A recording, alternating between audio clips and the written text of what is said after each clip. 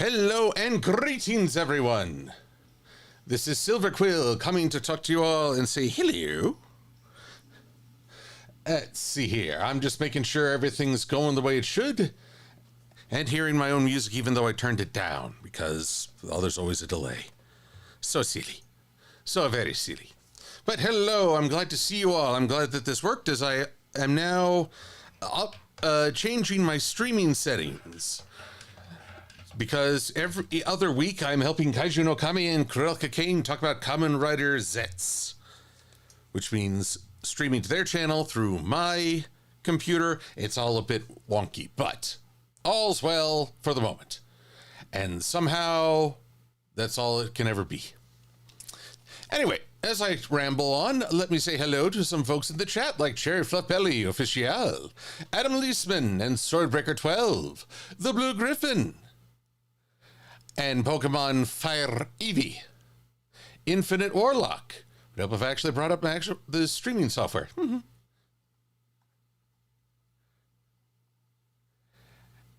And Paw Patrol Fan 95, Gaiety, Super Godzilla X Vlogs, Nathan Duazo, Prince Apollo, Venpai, Rebel Appliance, Luna Brony.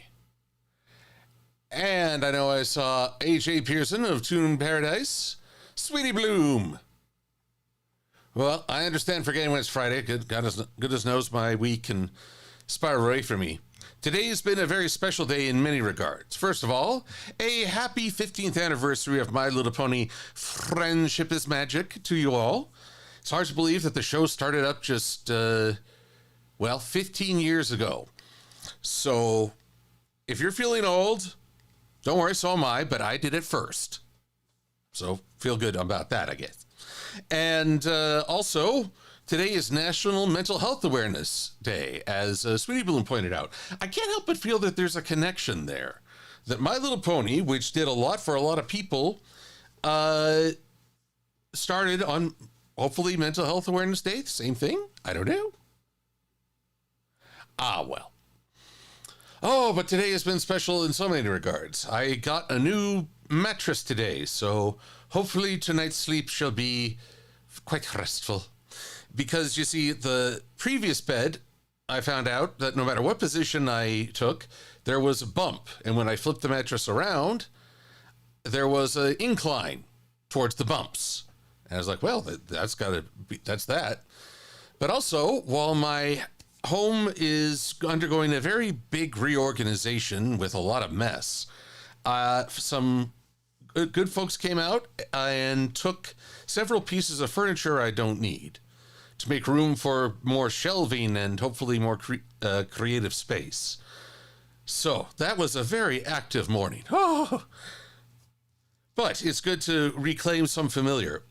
Also, I'm a bit giddy for this weekend because the racetrack season has concluded, which means that my Saturdays are a bit more free and I can work on projects and get to do more stuff that's in my speed, not the racetrack speed. And I can turn right. Also, hello to you, Misty Dolphin. Glad to have you here. John Hart 1, it's been a heck of a time since BabsCon. So much has happened in the world lately. So much going on, so many thoughts and feelings and general falderall. Faldery.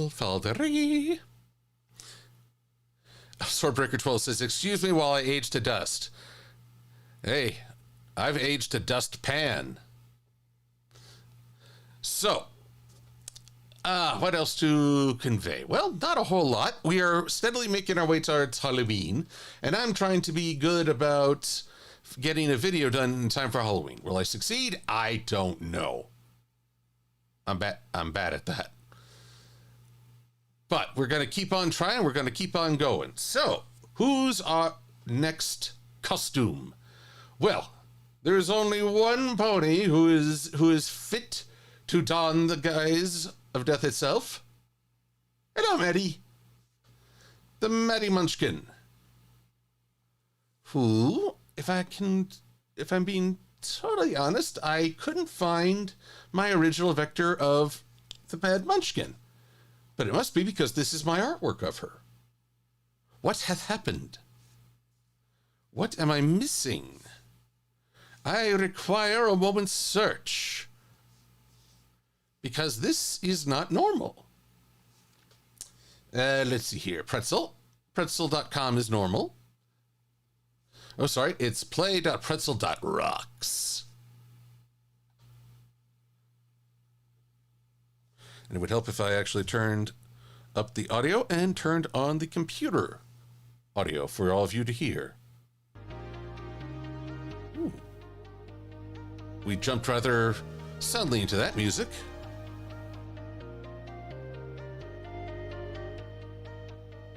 There we are. Hopefully that's audible enough to hear, but not overpowering of my dulcet tones. Now then.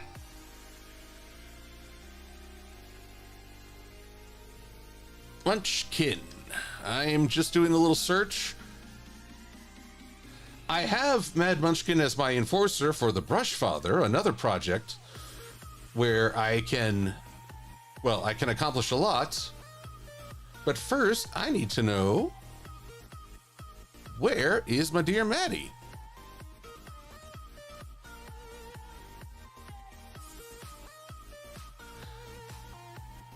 The difference is how Firm started and how it ended is pretty jarring, says Julie Goodwin. I'm assuming you're talking about this year, because, whoo boy. This year, man, I have to remind myself that this year started off with me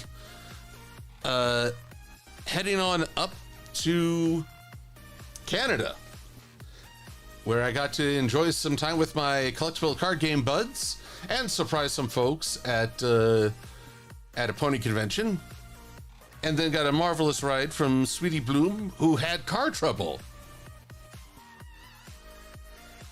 The stream has been muted by accident. Hopefully, Adam Leisman, that's a muting on your end, because as far as I know, everything's going out on this side.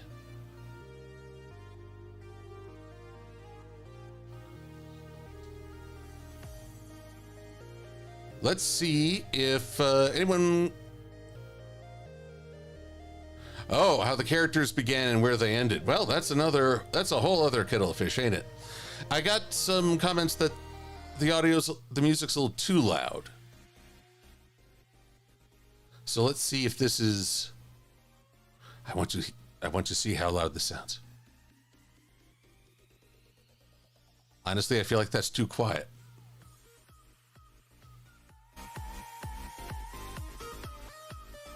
There we go. 4%.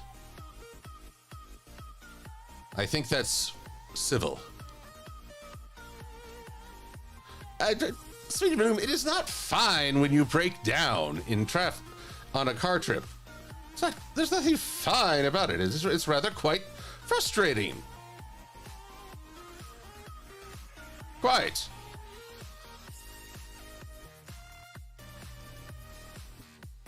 So, any which way, let's get some references going, because one way or another, I'm either gonna redraw or find Mad Munchkin. Unembed. Maybe this will tell me where... Aha! Mad Munchkin vectors in my BabsCon 2023 promo? What madness is this? I find this quite unsettling. Normally, I put stuff in the community OCs folder on my portable drive. I confess to being embarrassed by my lack of organization from 2023. Let's chalk that up to a bad year. Oh.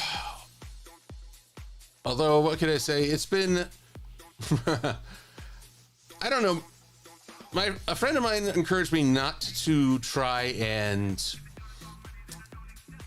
how can I best put this? Don't try to label a year or a month or a week as just good or bad. You are whatever you want to be, And it's more on how we address problems. But even so, I would very much like for some boredom. I would like it if the world was so strapped for big to-dos, you know? I would like it if we could all have a little boredom in our lives right now. I'd also like it to get some music without vocals.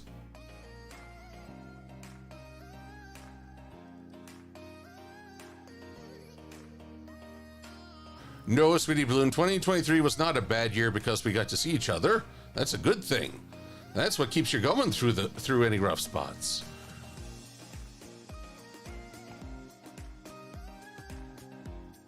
Michael Bullington, well, I say just enjoy the weekend as much as you can. That's my 2 cents.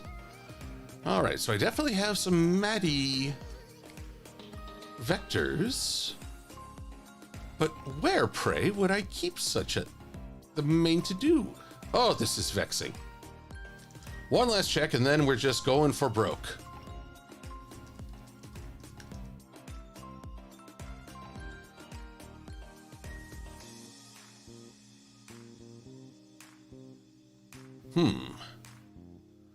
I seem to have created many a Mad Munchkin vector, but not. Where's the original illustrator? Insiderfest stuff? Nope.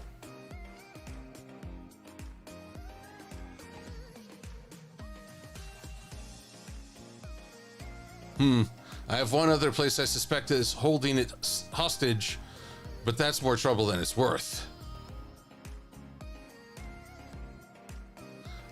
All right.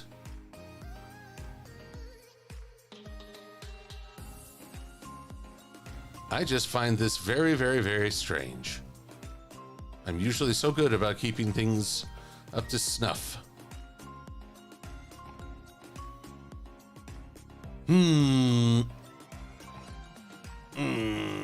I'd like to start from Mad Munchkin. Oh well.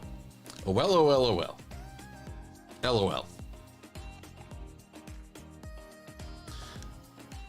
We shall make do with what we have, and whatever comes next, we'll fix.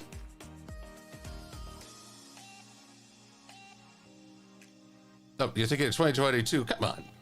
That's 2022. Honestly, I part of the reason the celebration of Friendship is Magic,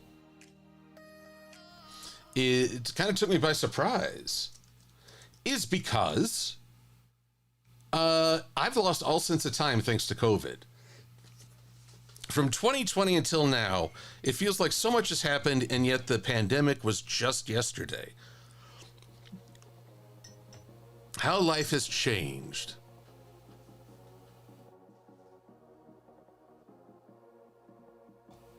And hello, Tornado. Welcome. All right, let's take this, and we'll just rebuild the Maddie. Nope, I want to do it down here. Oh my, that sounded wrong.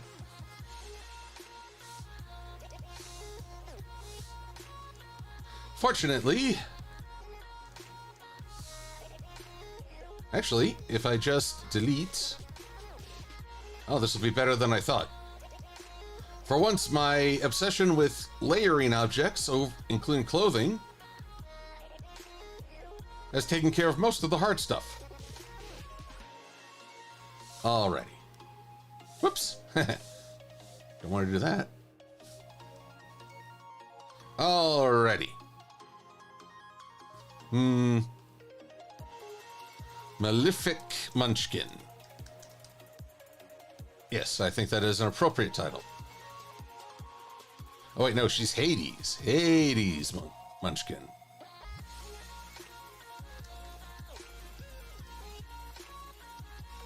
Alrighty. Now then, I require some Hades references.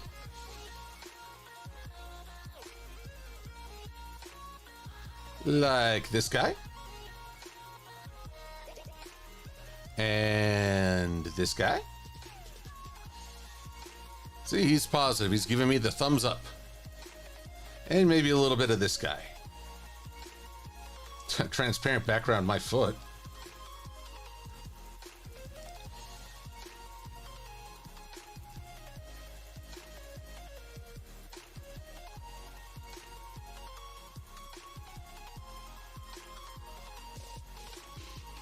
Here we are.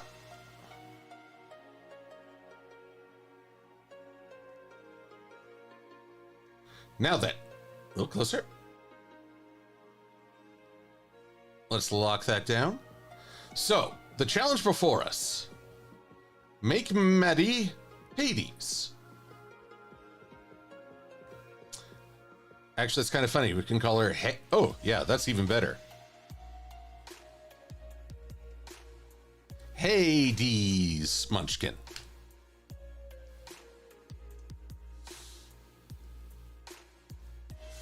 Ooh, whoa, that's freaky. Very freaky.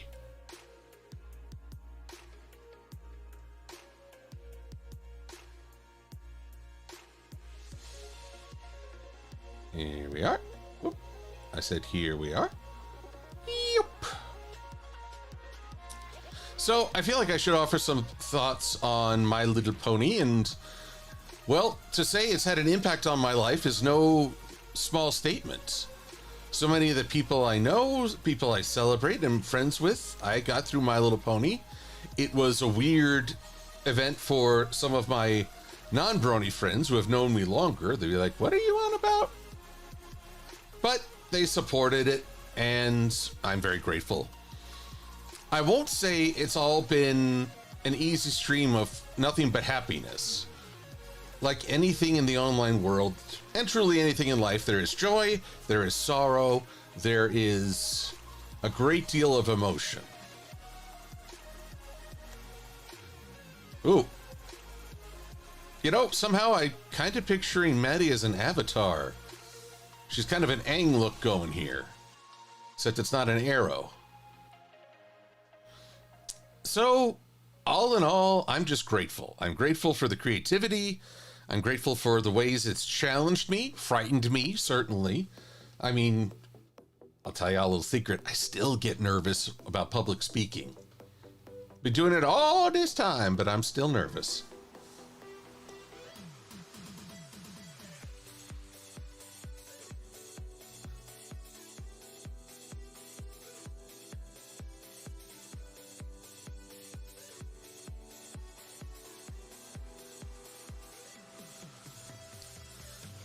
Oh, yes, and I also...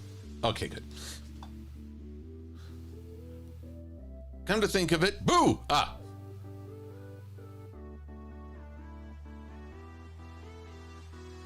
Hades is still one of the most quotable Disney villains. There we go.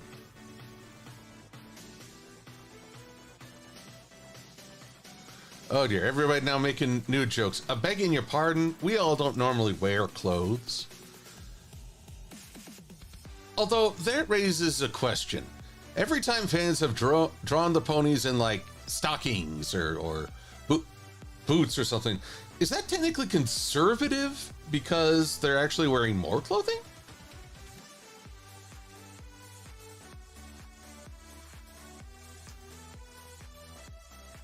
Yeah, we're asking all the important questions here.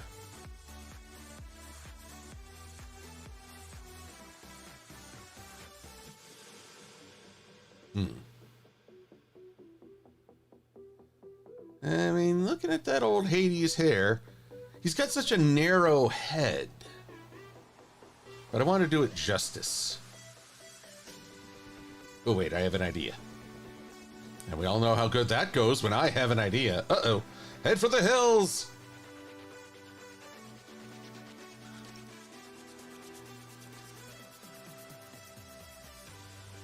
That is a good question, Swordbreaker 12. Maddie will not be on fire. I don't care how good a cosplay is. You don't want to be on fire. But, here we go. Vector files. Maybe I can stylize her mane and tail to look like they're on fire. A moment as my computer does its search thingamajig. Fireball, fire flames. Here we are.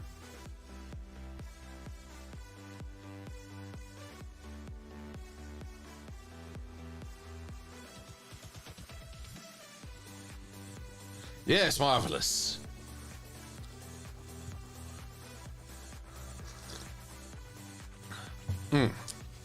Also marvelous. Chai. I'm having to sip right as I work on this. Okay, I don't need a white background. I don't know why that's even there. This looks sufficiently... Whoops. I guess I don't need my tile card anymore. Save. Boop.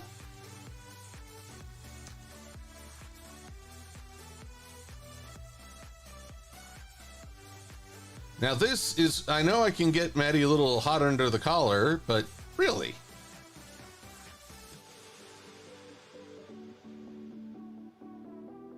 Now, we're going to make the base hair this shade. We're going to get rid of these extra embers. Oh, but don't get rid of Ember from the show. She's wonderful. Actually, slight change. We're going to make that the lighter blue. Or even better, bluish white, then lighter blue, then Maddie's standard blue, and we'll get rid of this because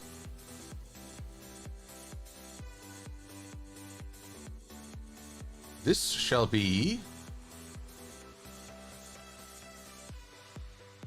yes, excellent. Come on, where's my Pathfinder? Here we go. Boop. Now, we need to smooth this out, so get rid of all these extra anchor points.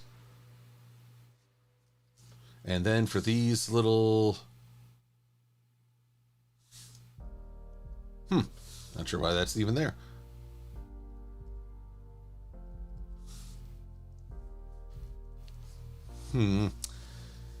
I like the curve of things, but I worry that it's a bit too over the top, literally.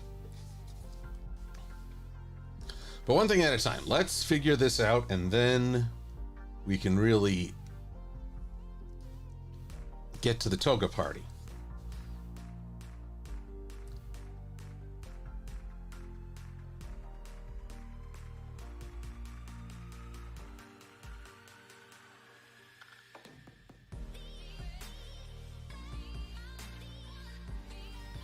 So many vocals.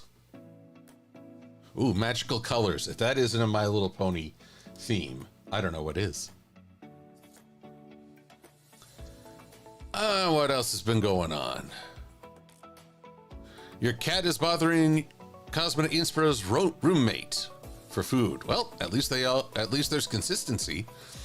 Dashi, the YTP Productions. Glad to have you here.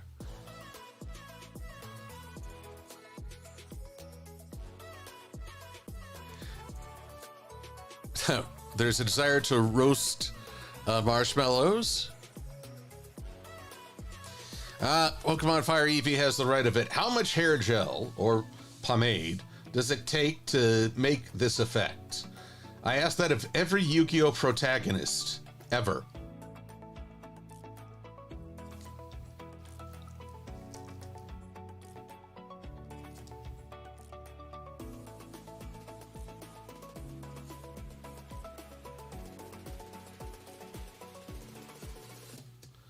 I think I want to test something.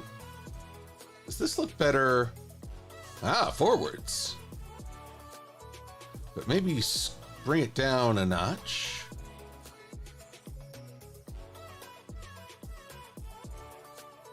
There we go. That seems a bit more useful. Now, I also want to just experiment. Boop, boop, boop, boop. There we go. I'm not giving her a bald spot. Ooh, and it even has a little inverted heart. Or a buttocks, if you will. And I will.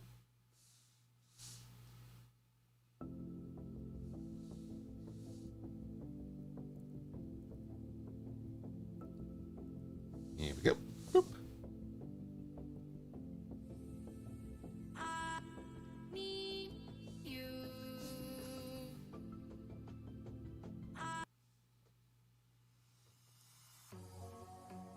Alrighty. There we are. Now what? Why is this always trying to intrude? Now this is trying to intrude. Everybody trying to intrude on me. There we are. How's that for a little firecracker? Ah, and the pièce de résistance. First off, all this copied, pasted, unified, and bada bing, bada boom. Marvelous.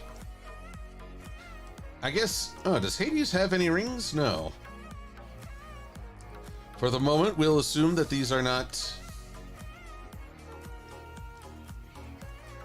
Now, what about a flame tail? Aha!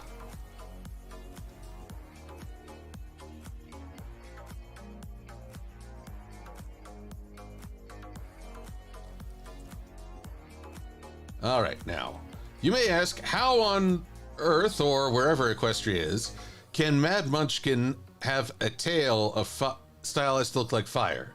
You forget that her roommate is Mary Sue, and so therefore, they can do anything, because she's Mary Sue. It's really annoying.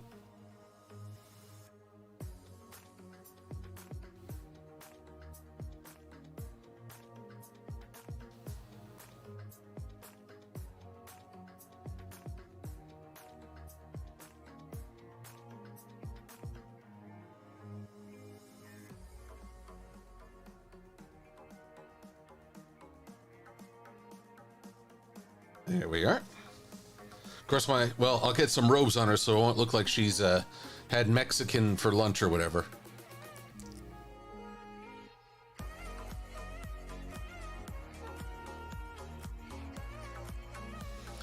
No, Julie Goodwin, we never got an explanation for why Twilight burst into flame that one time, but it was quite entertaining. I was pleased. Very pleased, yes. Now, this one. The yellow and the orange shall be merged.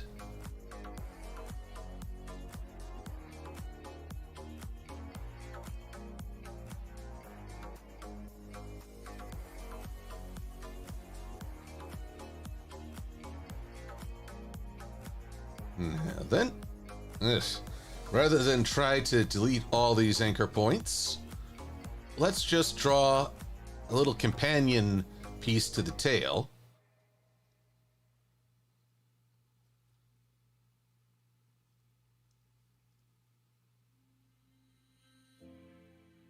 Here we are.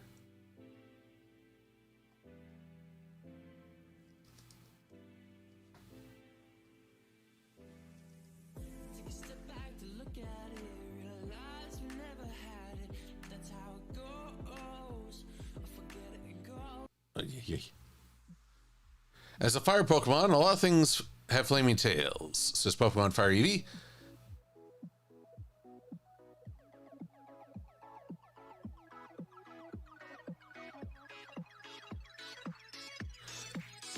Oh, let's see here. Misty Dolphin, you're playing Digimon Time Stranger. You know, Digimon has had so many entries that I have not checked out. It's, well, I'm quite curious. I mean, I watched a little bit of Digimon Ghost Stories, but then I fell out of touch. I really stuck with it through Tamers and Frontier to a point, but by and large after that, I guess I felt the magic was gone for me.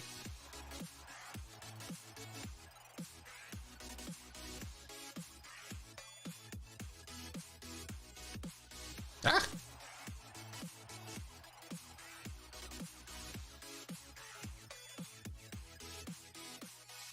And we're not quite there.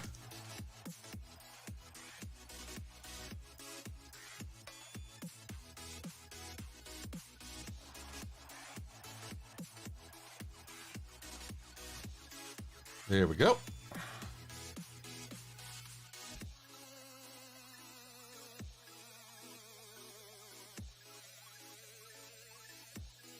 And there we are. Bada bing, bada boom. Now, let's get some robes. First off, the rather standard, maybe deceptively simple, Hades shirt.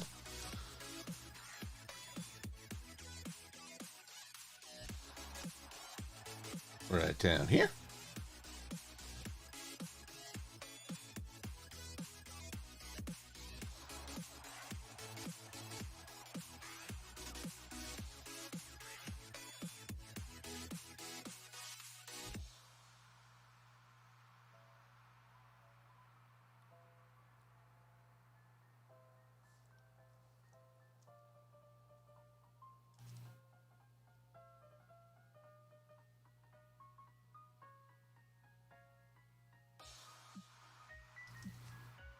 There we are.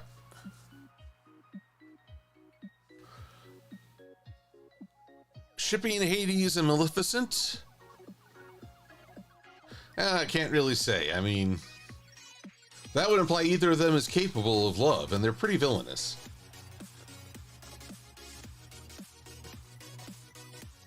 Funny enough, I don't usually ship villains, because love is something that would defeat them, not empower them. But hey, I get you. You might have a certain villainous power couple. I would not take away. I guess Jared. No. No.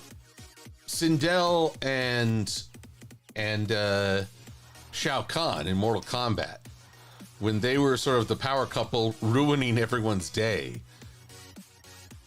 But I also know people did not like having Sindel turn evil, as, well, people found a lot of meaning in her story behind the fight game.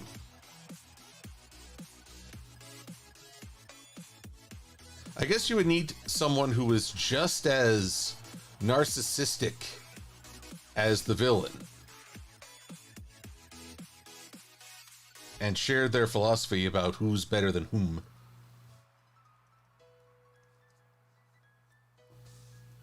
But watching The Dragon Prince, I've been impressed by how they show characters who are not necessarily evil, but definitely make bad choices for good reasons.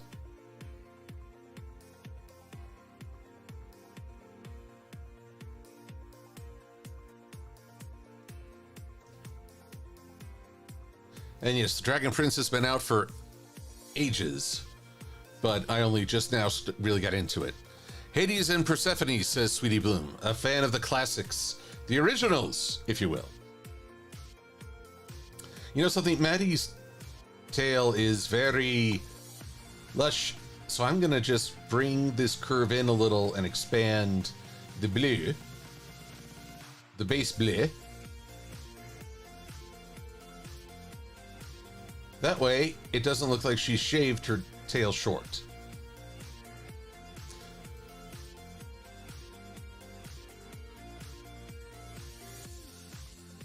There we are. It's kind of funny. Right now, Maddie looks more like she's ready to go to a punk rock concert.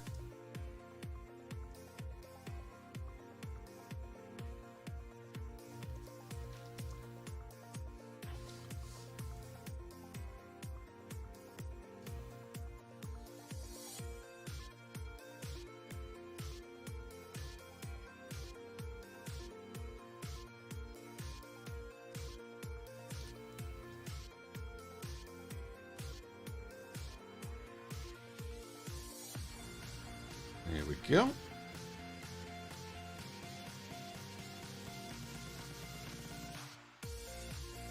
Better.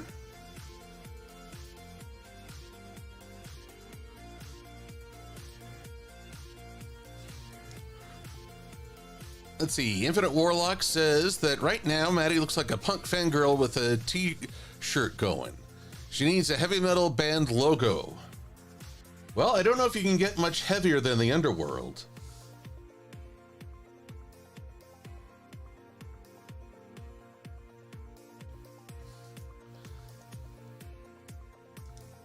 Actually, that'd be something. Disney, Hades, and Persephone. What would Persephone look like?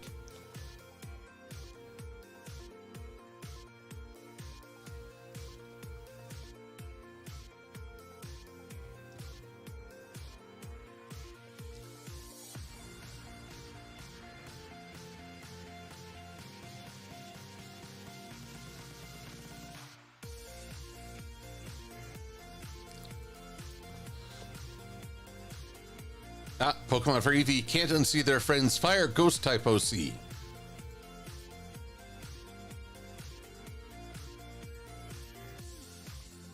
Why is the blue brighter at the top than at the base? Because the base would be where the flame is. Well, I am following the model that is Hades himself. Apparently he inverts heat down there.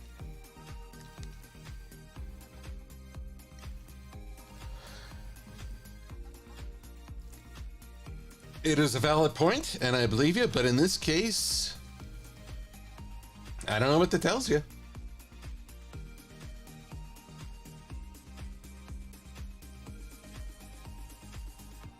There we are. Make sure no other points are blocked off.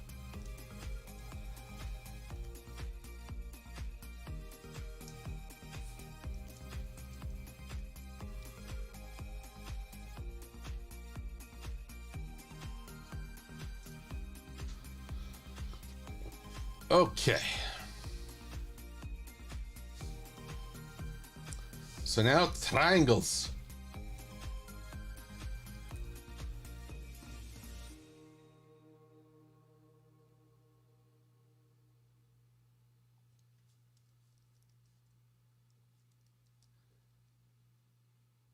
And then let's bring this point here and this point here. What if I go stronger? What if I get higher? What...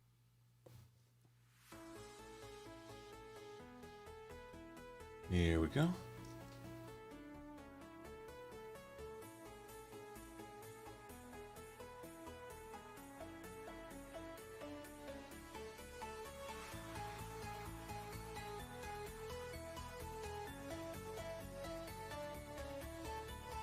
Alrighty. And now,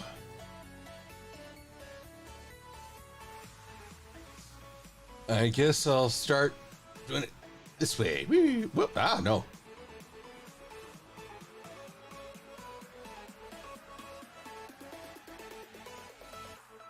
Apologies, everyone. I'm yawning because, well, today has just been very active.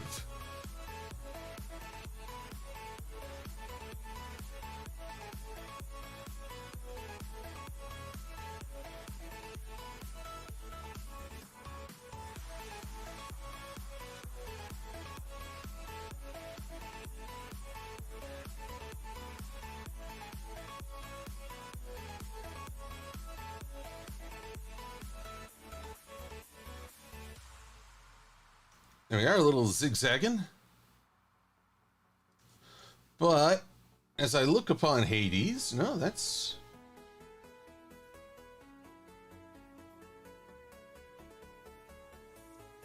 I think I can thicken these just a little.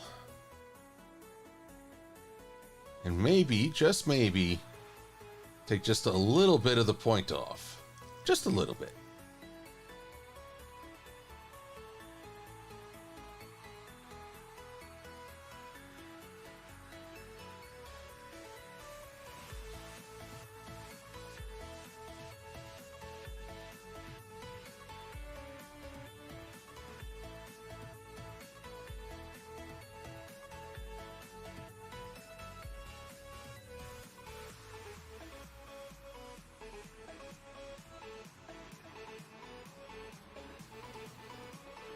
There we are.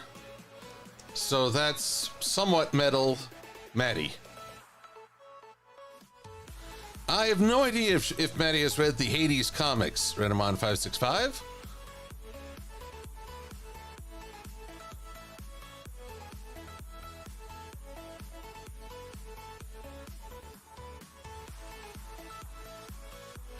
People are commenting on triangles. Marvelous. All right, now this robe is going to be a bit of a bother. A bit. A skosh. Especially since it's inverted somehow. Let's see. We're going to make this more purple because, as Sweetie Bloom pointed out last week, dark purple is often the go-to. So 1, 2, 3 bands from the shoulder going around.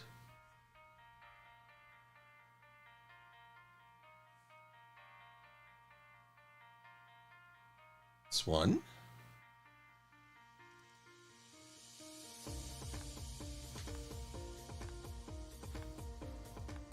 Ah. Better. Also, ah.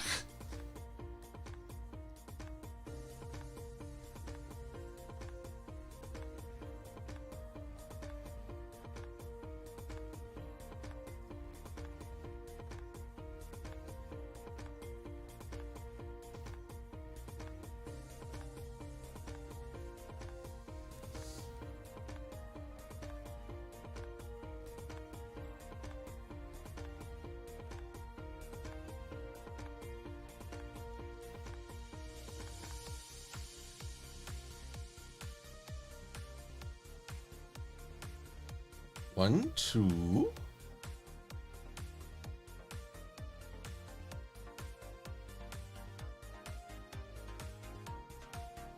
And then the third.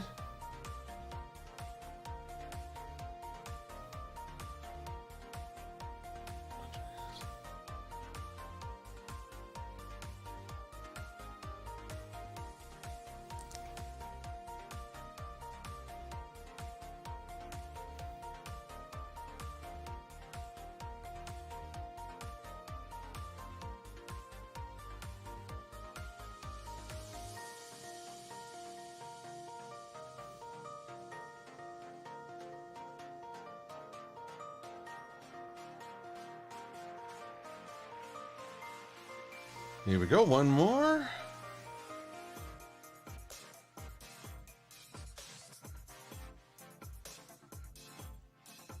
But this one,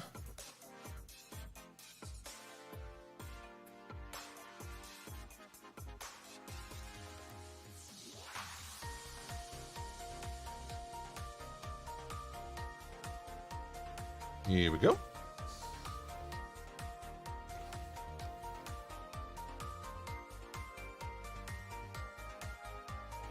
And let's really drag this down. Now, will this work? There's the ultimate question.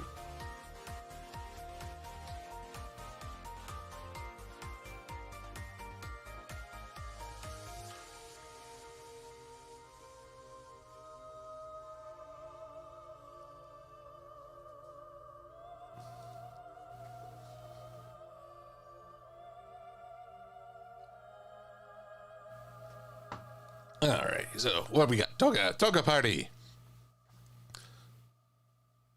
What does it take pirates so long to learn the alphabet? Because they spend years at sea. It occurs to me that I did not complete a weekday pun this morning because, well, there was just too much going on. I don't know if I'll get one up tonight. I can try. Or I can follow Mental Health Week and just say, give myself a break.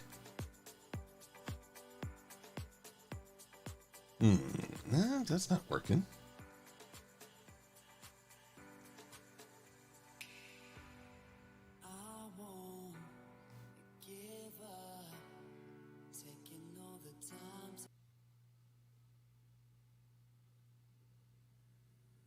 There we go. maybe I should start this. Okay, so it goes here, it curls.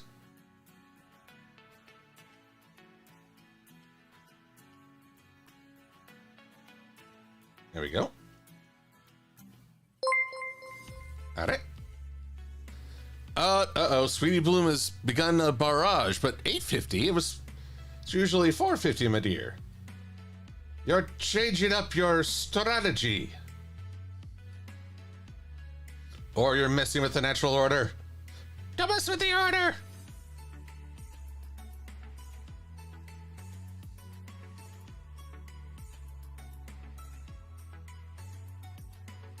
All right, I'm just going to use the stroke there. Copy this, take away the fill on that.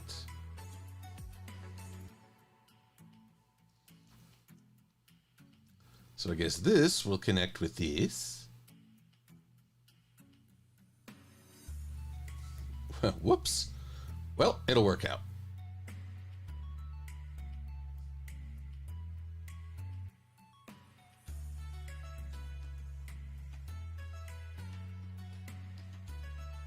And get rid of you. There we are.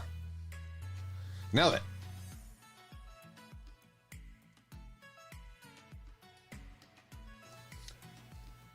And let's see here. Bada bing, bada boom. Don't need this section.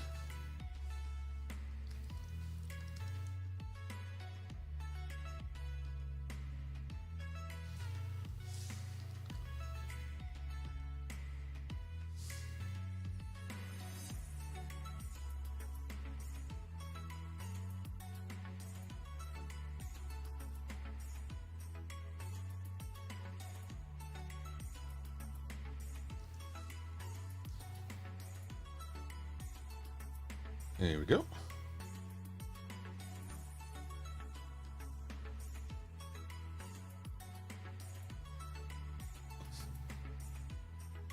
Ah, I see. I need to bring this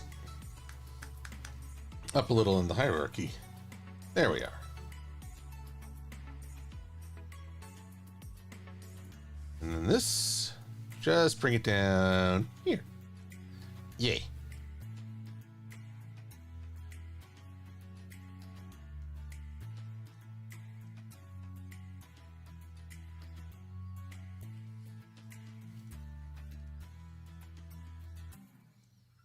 Alrighty.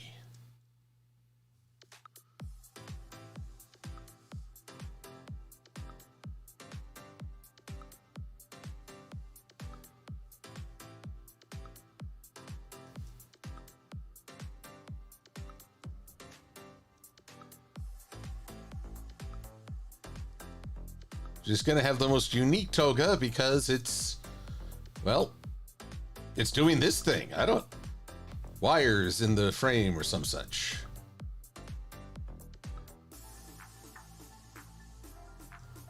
Never underestimate the some such. Here we go.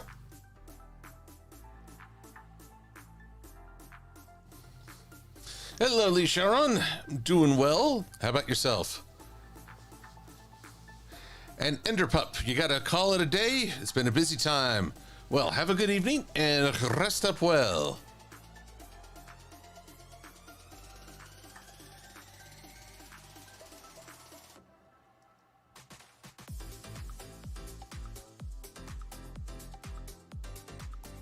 Hades is supposed to look like smoke, eh?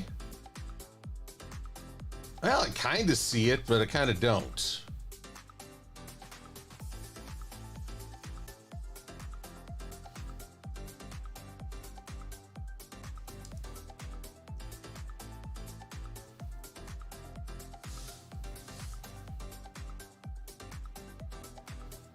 All right.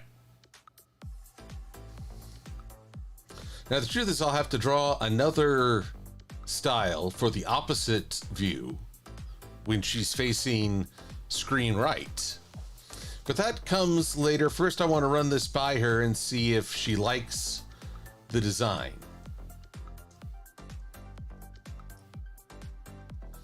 But let's also try to add a bit more spiffiness.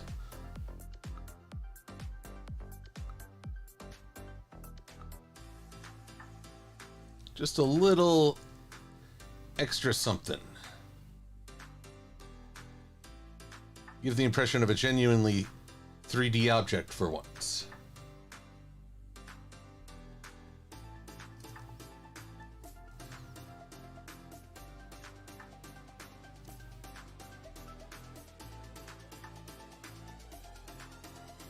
Yeah, I'll tell you all a funny story. At an anime convention, I went to a panel that one of the guest hosts was a video game tester. I mean, he'd gotten to work on several projects. Some of them, trying to remember the specific titles. But, well, I know that some of them it was like, I don't know, Saints Row or the like. He would get to test that and write down any notes for a production team to fix coding issues. But he also had to work on stuff like Barbie's Stable. And the reason I'm thinking of this guy all of a sudden is because he very much presented the image of a midlife crisis.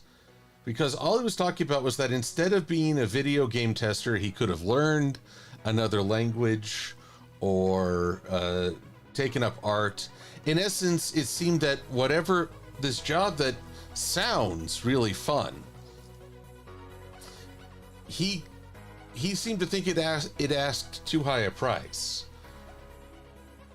Now, when I think about my time within the Brony fandom, while there are things I wish I could have gone differently, I don't consider it a waste. And I think that's a very crucial declaration that no matter what went haywire, pun intended, I am pleased with what's come of it and hope that good things will continue to come of it. Even if Gen 6 doesn't grab people's fancy, and it is free to do so or not.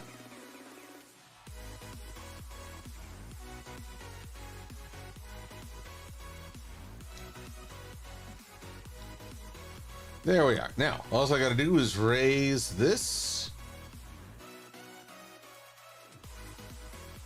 And let's save this as Community OC's Mad Munchkin. One way or another.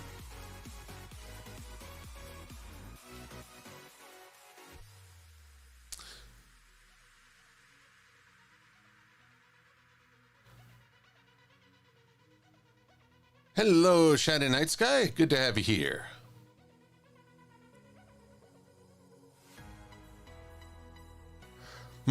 Well, unfortunately, this smoke effect toga can't make it animated. That's just a step too far. I'm already going to try some other things with this production, so I don't want to go overboard, if you know what I'm saying.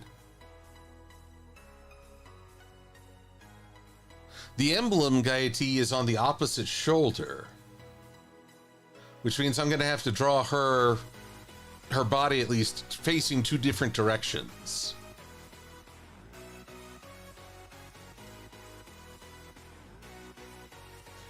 But that is a struggle for later, once I get her feedback on this initial design.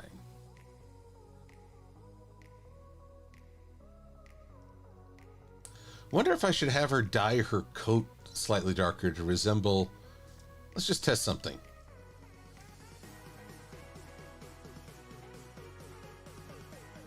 There's this, and this, and this, and this. Let's just darken this up.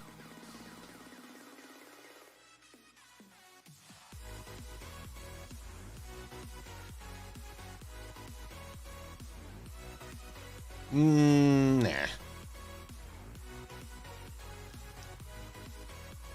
The others have face paint. But to have Maddie, I will see what the Munchkin thinks of this.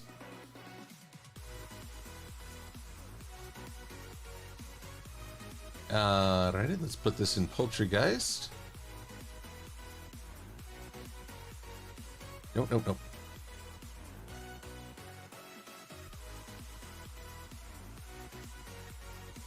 Mad Hades.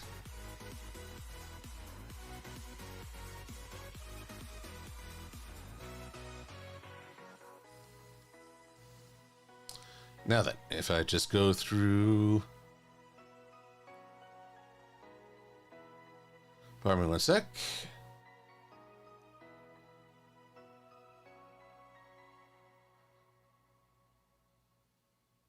And let's just crop this a little.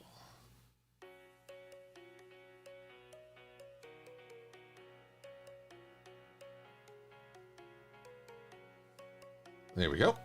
Just going to post this for her inspection, and then we'll move on to the second of our duo.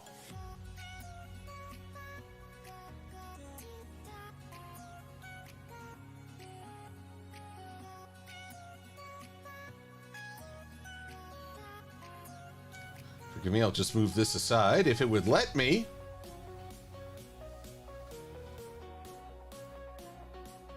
Ah, there we go. Oh, Sweetie Bloom sent me an image of Disney's Persephone. I will show that. That arm. I'm pretty sure that would reach down to her knee. But hey, it was the early days. All right, Halloween Project Chat.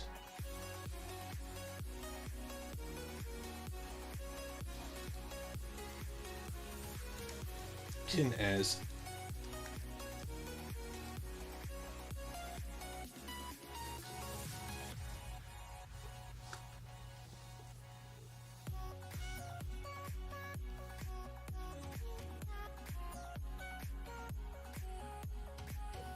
alrighty, let's see.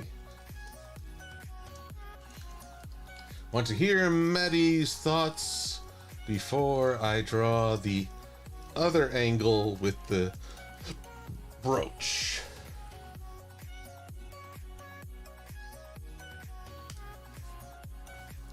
All right, but I don't want to distract myself with that.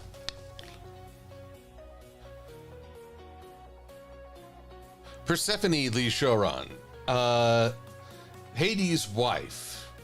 Although his courtmanship or his courting approach really needs some refinement, because essentially he kidnapped her, had her, tricked her into eating 6 seeds in the underworld, and as such she spends half the year in Hades, half the year in Olympus. And when she's in Hades, her mother, the goddess of nature, starts winter. That was their explanation for it. And Sweetie Bloom was correct in pointing out that everyone was doing worse in Roman times and onwards.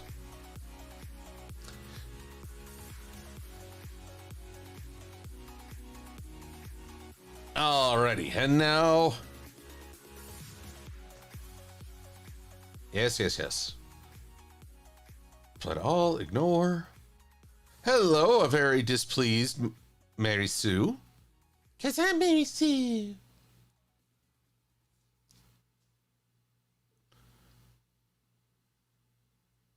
Portrait. Nope. I need 3/4 turn. Good gravy. This was from a panel I did, but surely I have drawn...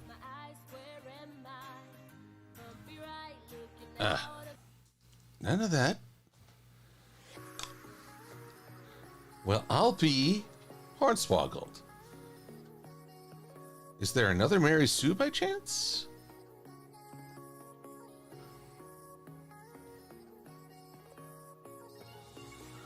Goodness, what a night of revelations of what I have and haven't done yet.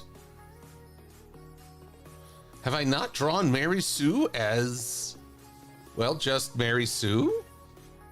At the 3/4 turn that is so indicative?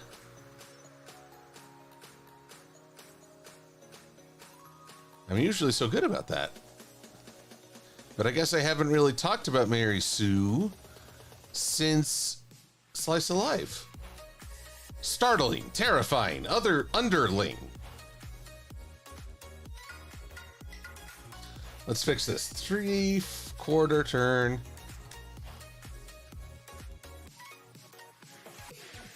Neutral. Now then, we face a slight conundrum.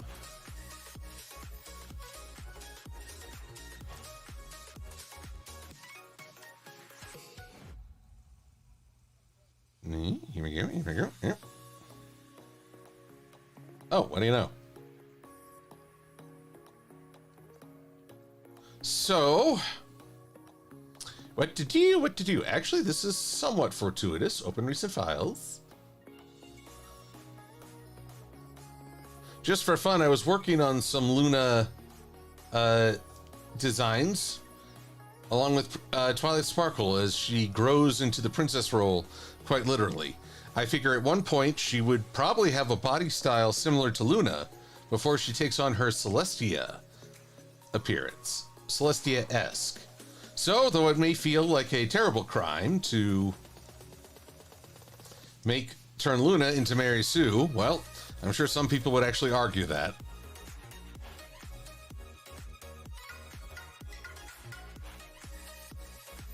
There we are. Right about that size.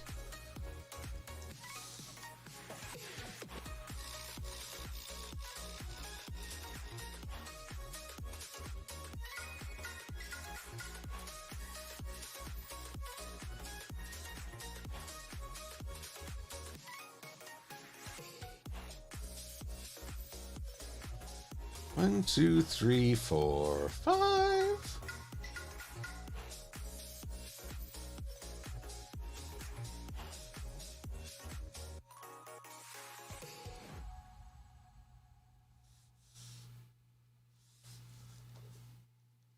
And because she always seems to have her wings unfurled, I'll just put those right here. Ah, there's that. Select the same fill color. Make it so.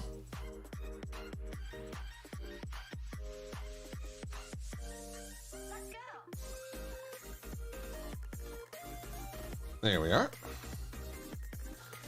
Now I've lost track of the chat while I'm doing this.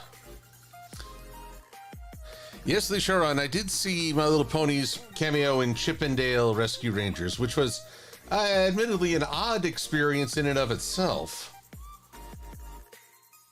The movie, not the cameo. Cameo was nice. And let's see here. We can put this over here.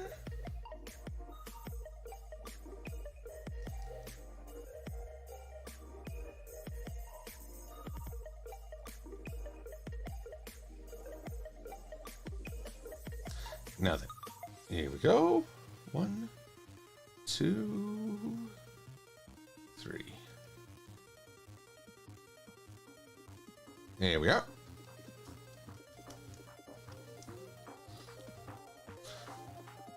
You know, if French Miss Magic ever did a follow-up, oh, I just lost the comment.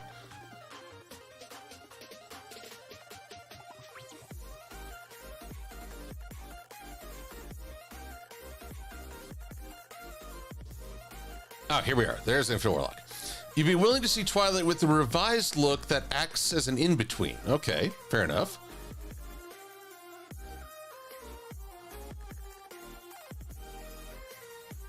Well, Lee Sharon, getting permission from Disney, who knows? Intellectual property and copyright are a very interesting topic, but perhaps for another day.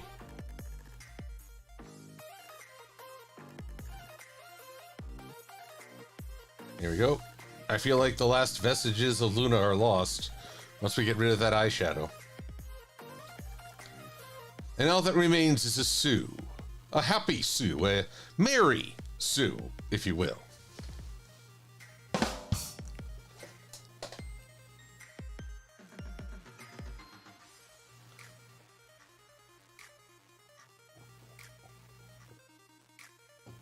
Ah, ugly Sonic. Yes, he was a fascinating addition too. See, I think back to when so many Sonic fans denounced that terrible design. that it was really the artists who showed what could be. A visual demonstration serves so much better than just imagining, well, you can do it better. Everything's easy when you're not the one doing it. Ah. Let me guess. I never deleted the outer artboard.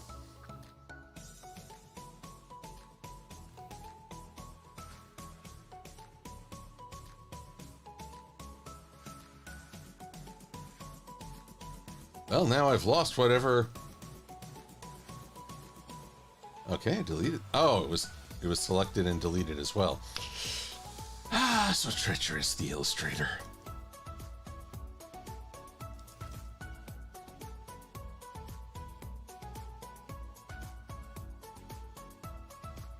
Align to artboard. Thank you.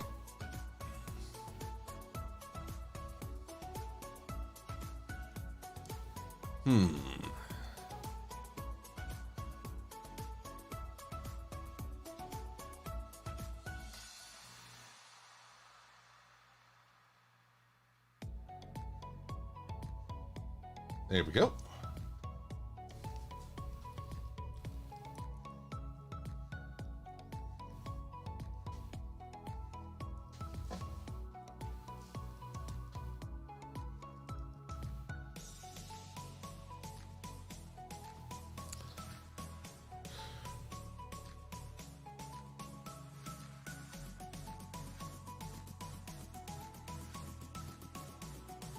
Well, I don't want to go overboard talking about Rescue Rangers for any who haven't seen the final piece.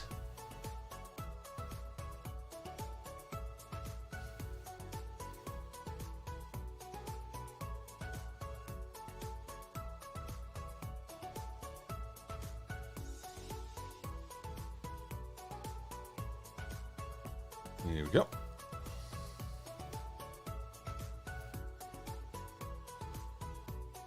Bring that up a layer. Whew. And maybe with a slight shearing, because somehow this is supposed to work with an alicorn's design. There we go.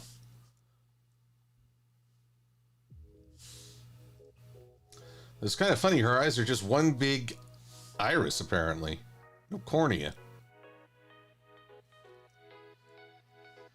Here we are. How terrifying the transformation from Luna to Mary.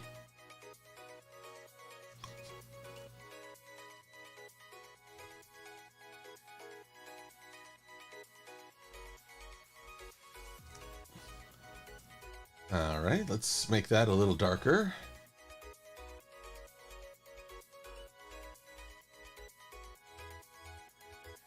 Okay.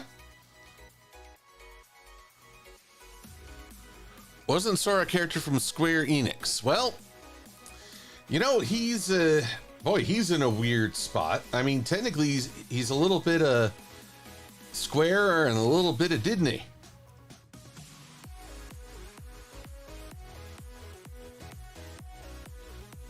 And he's in games that no longer make any sense.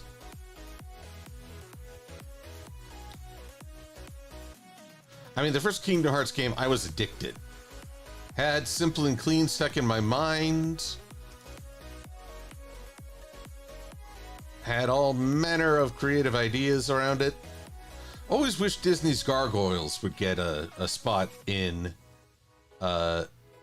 Kingdom Hearts, but no luck. I understand it's kind of hard to have... You can't exactly depict New York City. But still.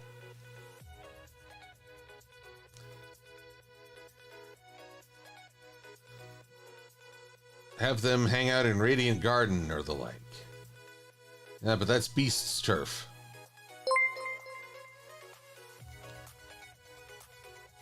Ah, there we go. Now Sweet Bloom is continuing her incremental barrage.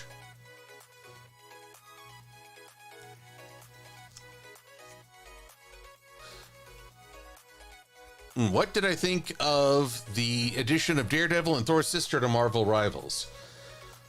In truth, I haven't been paying too much attention to Marvel Rivals just because having finally reached a point in Skyrim is like, okay, I've had enough. I've played enough. I don't want to get sucked into another game too soon. Not when I could do some good work. But Marvel Rivals, above all, is fun. And as someone online pointed out, I think it's because all the characters are broken at some point. Rather than scale everyone down to remove overpower character dynamic, instead the company just buffs everybody.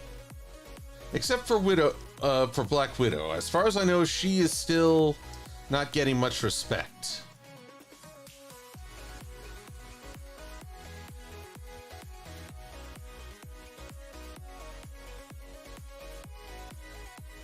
All right, almost there with Miss Mary.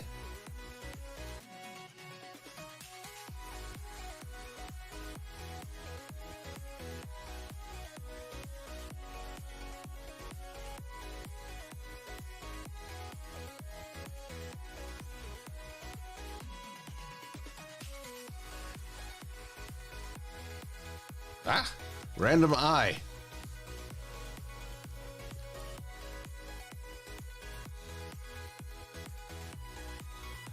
Oh, there's an Cosmonaut. You're mentioning that there is a Gargoyles Darkwing Duck crossover comic. I can't even begin to understand how that would work. I mean, don't get me wrong, that'd be a great joining of two great Disney properties, but bit of a logistics issue, if you ask me. Someone's gonna get sent to another dimension. I'm assuming the gargoyles.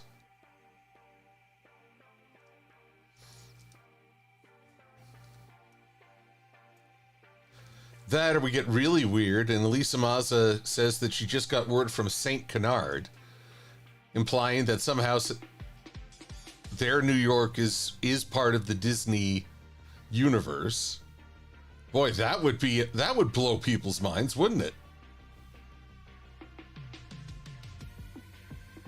Although, what am I saying? Right now there's a Naruto Ninja Turtles crossover. And the Ninja Turtles are simply from like the Apple Village.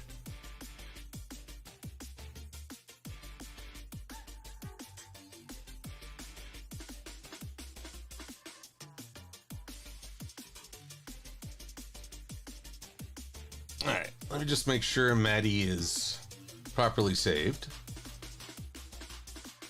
Won't need the flames for a half a moment. Keep that up.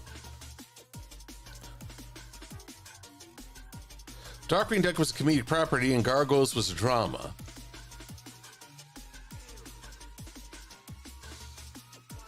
Now, Sweetie Bloom, you are speaking my lingo. A Spider-Man Gargoyles crossover.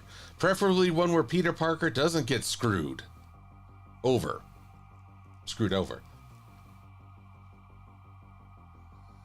I mean, if anyone could appreciate that the Gargoyles defend but are not necessarily respected, it would be the X-Men. But then it would also be Spider-Man.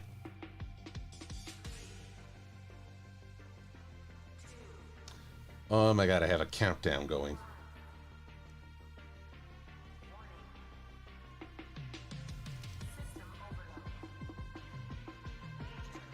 Oh, for God's sakes. I kind of resent how many vocals they're trying to sneak into this. It's weird to say you can't have it because of New York City when the LP, Pokemon Fire ID, I don't know what LP is.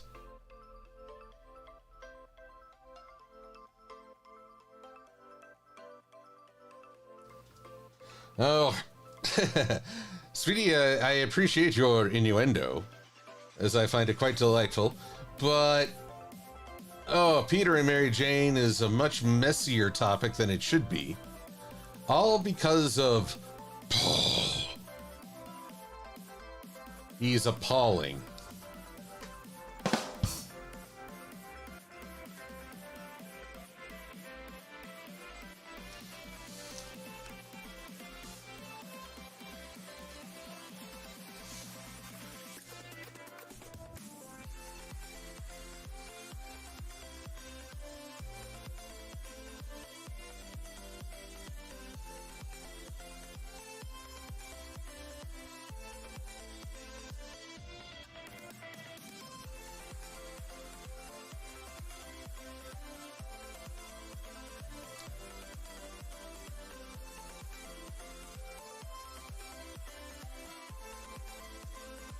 go.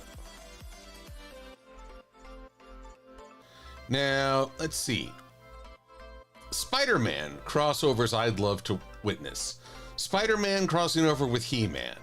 Spider-Man with the Ninja Turtles. We've had Spider-Man with the Transformers. Should we push for Spider-Man meets My Little Pony? Boy, would that be a weird event. Let's see, what other Spider-Man shenanigans? He is my favorite superhero. Don't get me wrong, I'm a sucker for Superman and the positivity he can represent. I'm kind of sick of seeing evil Superman. But Spider-Man is the guy who does the right thing even when people don't celebrate him or, things just sort of blow up in his face. But at the same time, I resent how the writers seem to think that being a superhero means you can't enjoy even a pleasure like being married. The fact that they say, oh, I can't think of what to do with a married couple. Well, then really, I think you need to study your own perception of marriage. Or better yet, talk to like the spouses of military service. What do they do to deal with such situations as when their spouse is off to deployment?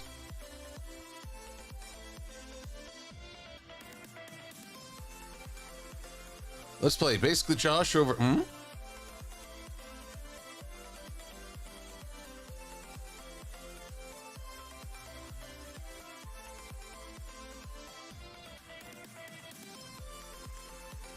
Sorry, Pokemon Fire EV, I don't know what you mean about Josh's channel. I mean, I know he's moved on from the Brony paraphernalia because, well, he's got to keep fresh and active in the people's minds.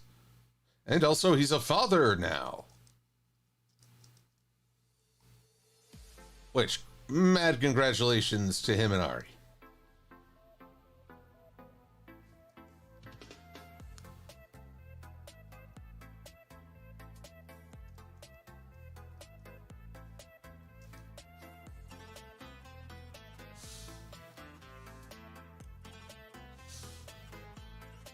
Okay, this music's kind of weird for me. I feel like this is Italian somehow. Ah, Lee, sure, I'm great. Appreciate you following.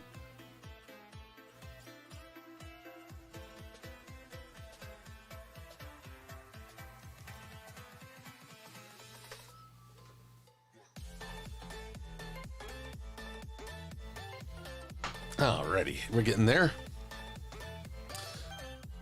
Blue Griffin has seen the idea for a crossover of Spider-Man 2099. That'd be Miguel O'Hara, I believe.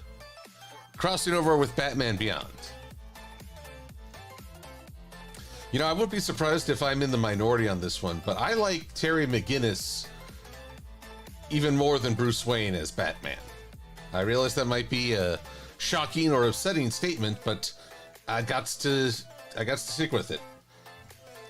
Because with Terry, not only is he trying to be Batman, but he's also trying to be a worthwhile successor.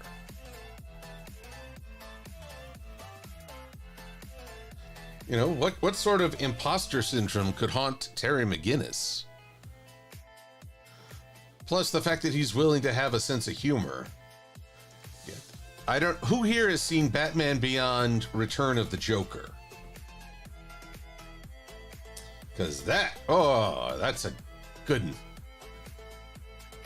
That's one of my favorite DC animated movies.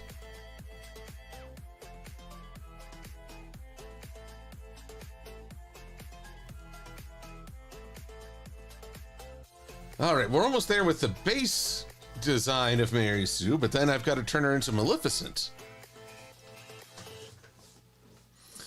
Spider-Man Unlimited. I haven't seen as much of that, Lee Sharon. My Spider-Man cartoon, the one that actually got me really into Spider-Man, was the 90s version. You know, Spider-Man, Spider-Man, radioactive. Even though the editing, oh God, the editing, I remember some really bizarre edits that were just completely out of sequence in that show. But from the first episode where he was tangling with the lizard, he just seeing him swing about was just magnificent. Made me an instant fan. And the first Spider-Man series I really started reading was Maximum Carnage. But now they've done that whole one more day thing, I peek in every now and again, but it's always just feelings of disappointment.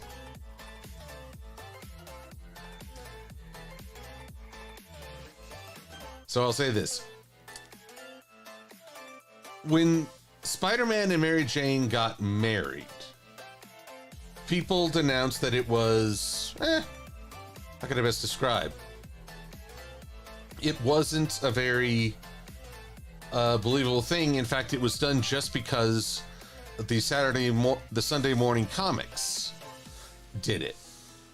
But writers put the effort in to make it work, to make it mean more than just a minor event and change in the status quo. They did it to have real meaning. When they undid that with One More Day, I feel like they did themselves and the idea of Spider-Man a terrible disservice. Okay, so here we go. Mary Sue in neutral. Now let's bring in some Maleficent. Well, Lee Sharon, there's actually a comic out that is picking up where the comics left, where the 90s cartoon left off. It's, well, there, as far as I'm aware, only issue 1 has come out so far.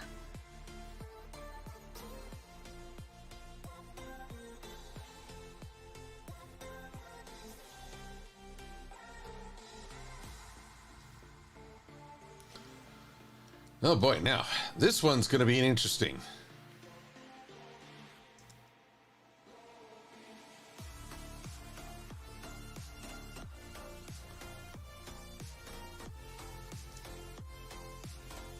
All right, so this will be 3, 4.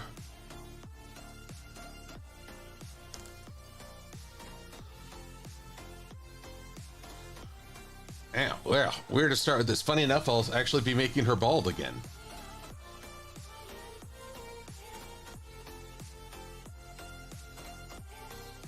Whoops.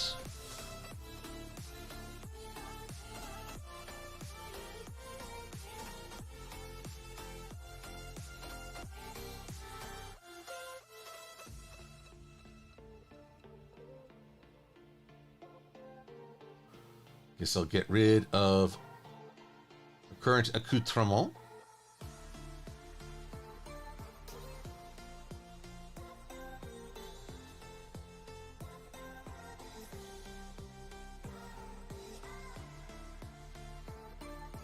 There we go. Delete, delete, delete, delete, delete, delete, delete, delete.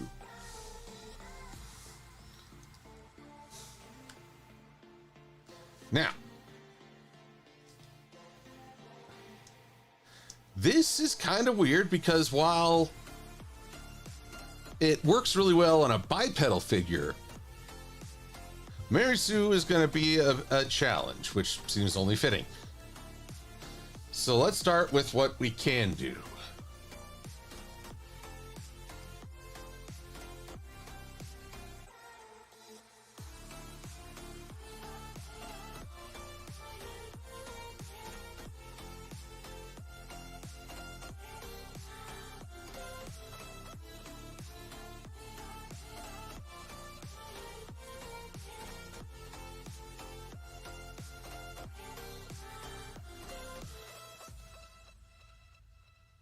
The 90s Spider-Man series featured Doctor Strange villain Baron Mondo, and who's voiced by Tony Jay, who voiced Frollo in Hunchback of Notre Dame. Well, that's... I don't usually check the IMDb's of folks because, well, I don't know what else to tell y'all. Sometimes I'll recognize a voice actor, but more often than not, I just get into the characters.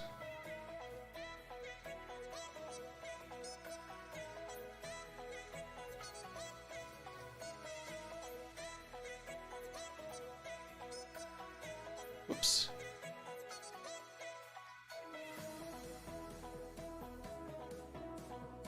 There we are. There's one. And dos. El doce.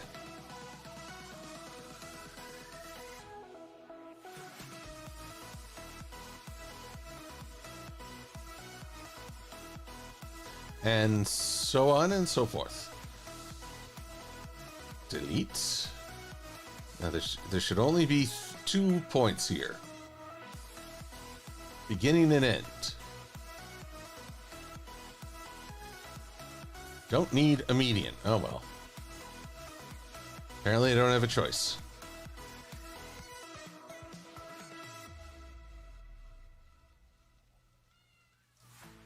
Alrighty, now we take these. So I realize I'm actually kind of making Mary Sue a bit like Nightmare Moon.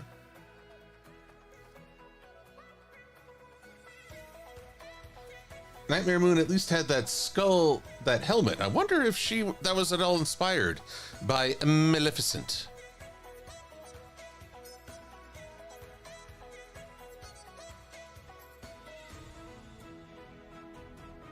Can I change the pose of her back hoof? I'm assuming the foreleg furthest away from the audience.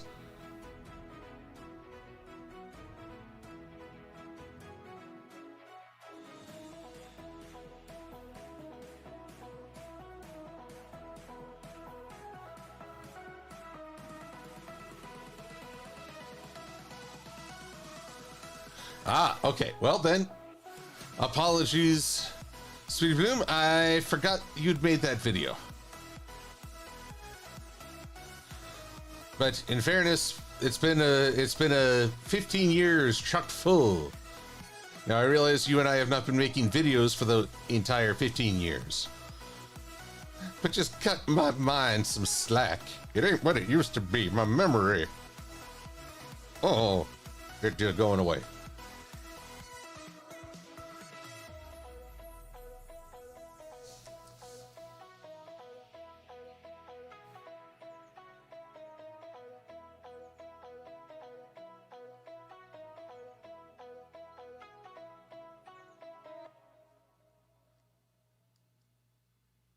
"15 minutes ago, you referenced it." Well, I gotta scroll back. There's a lot of commentary. I mean, I saw your Spider-Man Gargoyles comments. Talking about how protective Disney is of their intellectual property. Ah, there it is. Apologies, I missed that entry.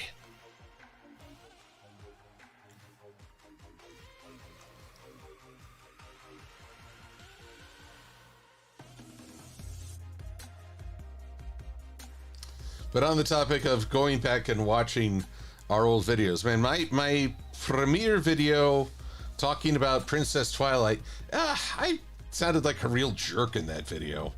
I hope people were not hurt by it or offended.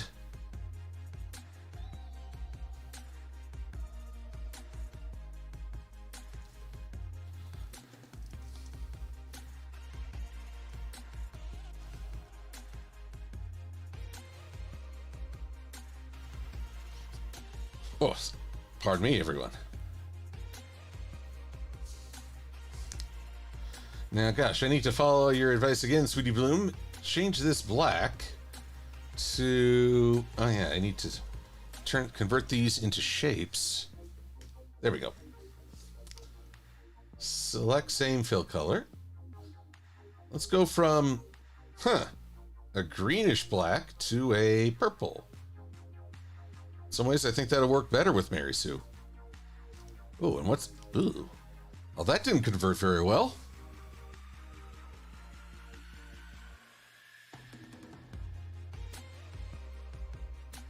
Ah! Treachery abounds.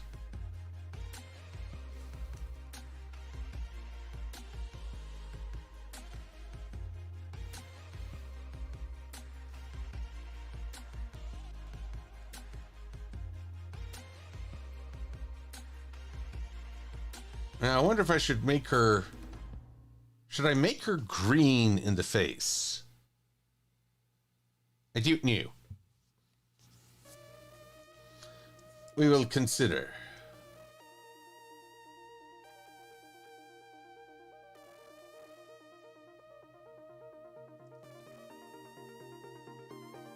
Let's merge these. But not the back, because we need to have some perception of depth.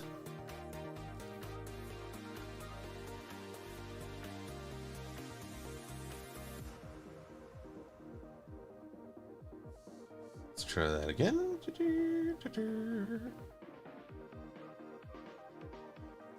What's the stroke on this? A 4.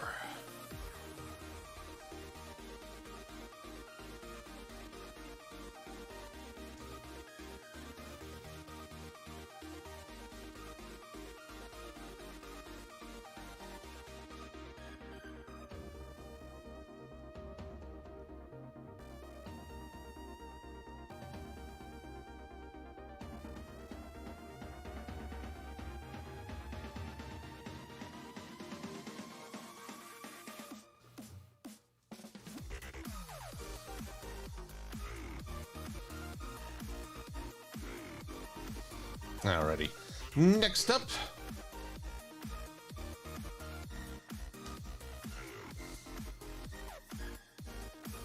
This will be interesting too.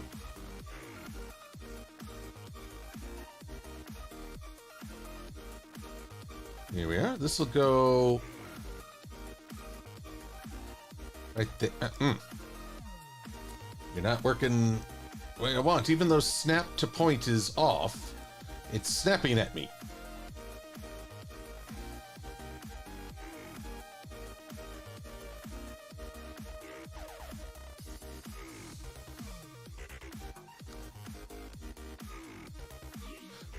Have a good dinner, Cherry Fluff Belly Official. We will see you another time.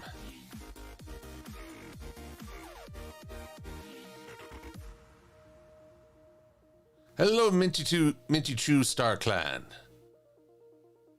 Now Inquisitor points out the Games Workshop, which has been really cruel to its fans, is actually worse than Disney.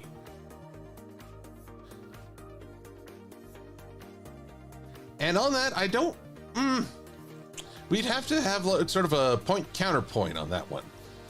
Because Disney has laid claim to identities of fairy tales, whereas Warhammer, while it draws inspiration from a variety of sources, it's still very much its own thing. But yes, Games Workshop has also been quite awful in telling fans they can't create fan works.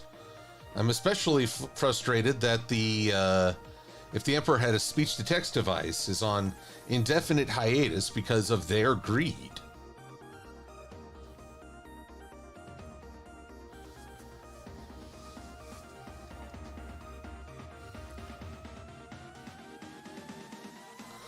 People are mad at Disney for what happened to Jimmy Kimmel.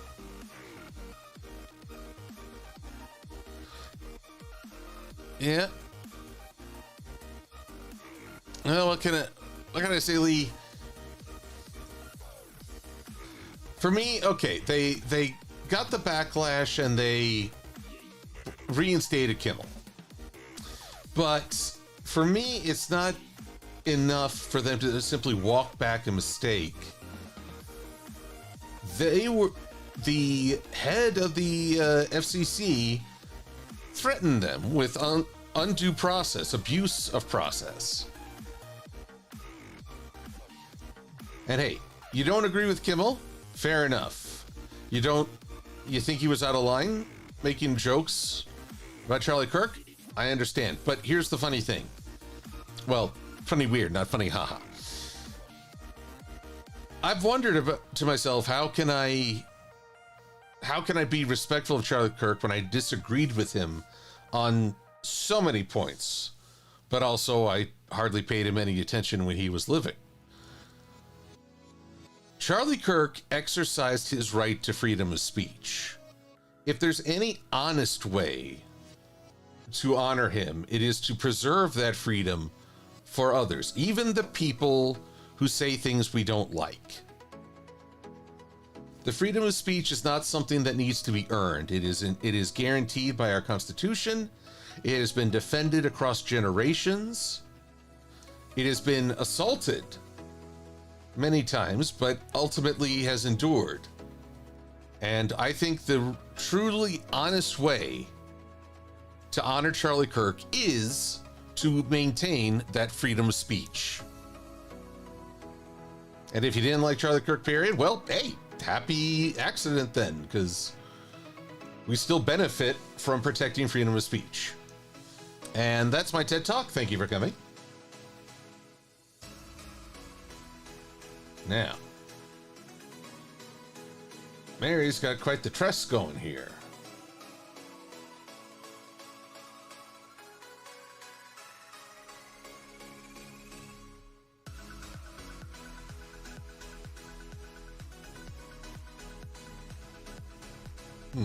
Although I guess I will also comment on current events in one aspect.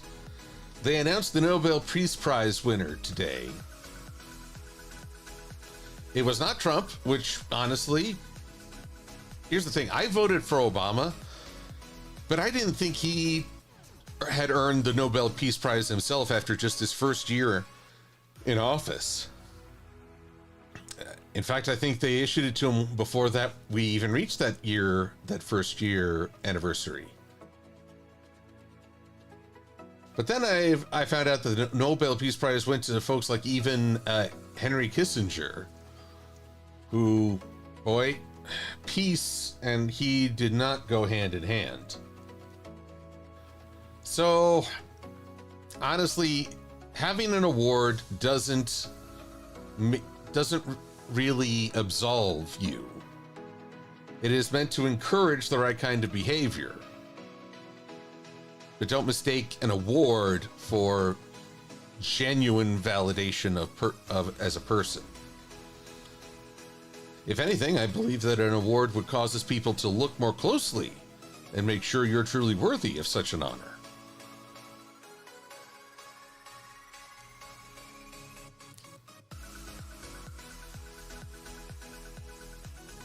Inquisitor.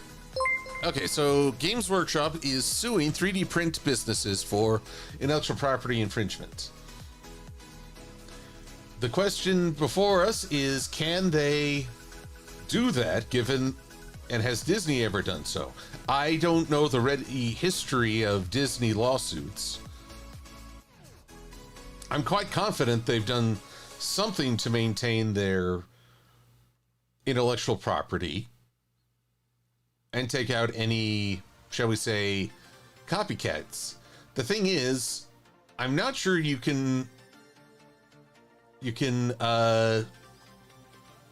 hold the copyrights on Armored Space Heroes. I mean, that produces what we call a chilling effect.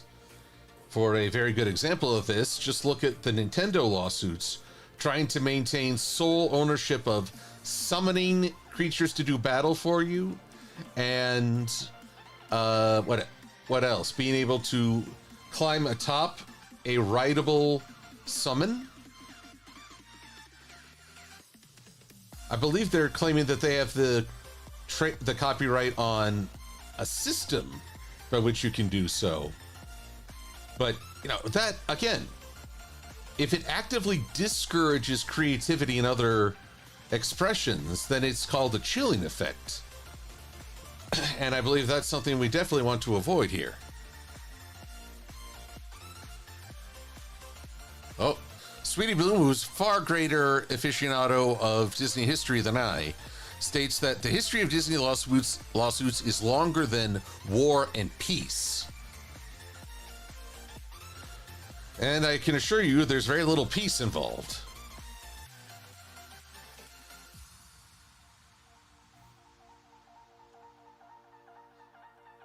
All right, now.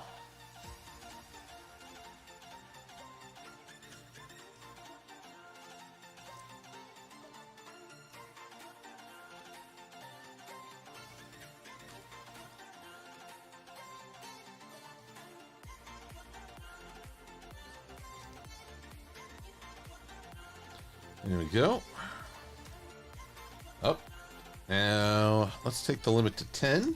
There we are. Little pointy. The Soviet film War and Peace is very good. Oh my goodness. Lee Sharon, I don't know what you mean. Do I think that Disney adults is crazy? Are we talking about adults who work for Disney? Because, well, that's how kids shows get made. I worry when people forget that little nugget. Are we talking about adult fans of Disney, which is certainly not crazy?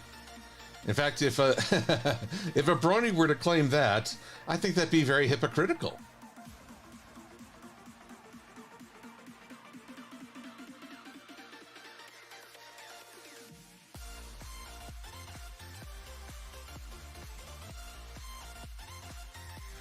So no, I don't know of which craziness you speak. Oh, fans. Well, no. Adult fans of Disney is perfectly reasonable and normal.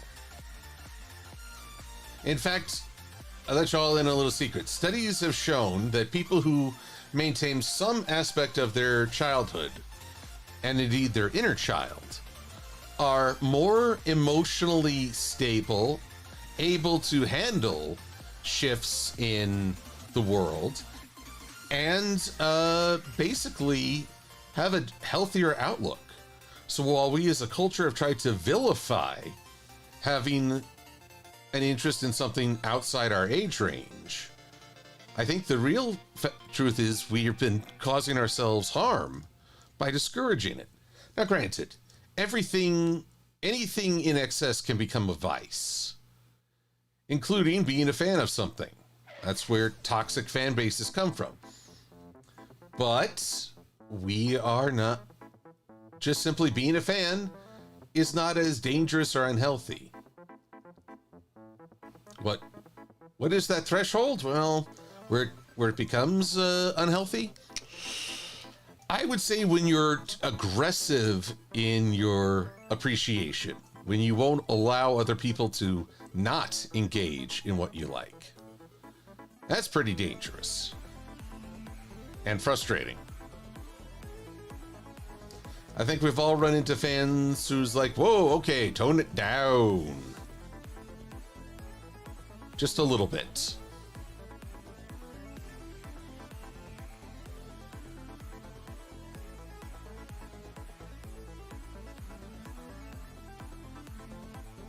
In fact, maybe that's the best metric. Does your enjoyment of the show cause you to be overly aggressive towards other people? If that's the case, it's time to just tone it down. Reevaluate why you like it. And why is it important that other people like it? We make this terrible mental jump in our thinking that if someone doesn't like a thing we like, we assume that they don't like us either. That is not true. It just means that they don't have a particular taste for this.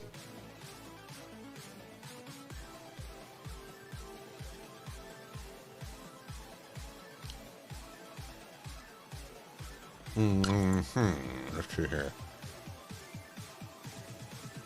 How can I...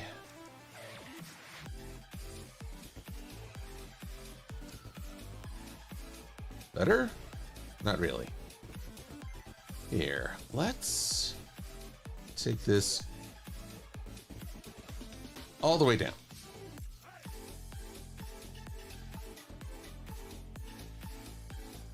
There we go. And there we go. Whoa, that creates some freaky stuff. Whoa, yeah, that was definitely different. Okay, here we go.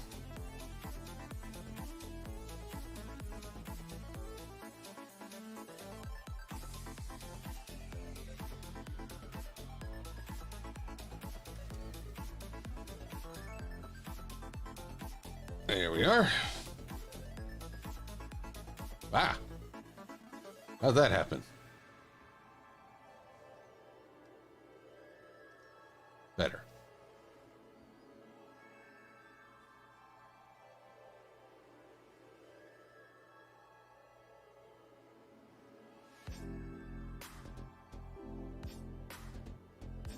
Well, Pokemon is so broad, Pokemon Fire Eevee says. Fans that only play the games, only like the plushies, only collect the card games, and some only like the anime. While that's certainly the most, how shall I put it? I believe that through sheer abundance, you're correct. I mean, Pokemon is practically its own world culture. But I think you could make those arguments for, say, the Brony fandom. Some folks are only in it for the art. Some folks are only in it for the show. Some have been fans since it first came out in the 80s. Can't ignore them. So there's a lot of reasons. Okay, you know what? I am going to join these points because Maleficent appears to have dividers in her ensemble.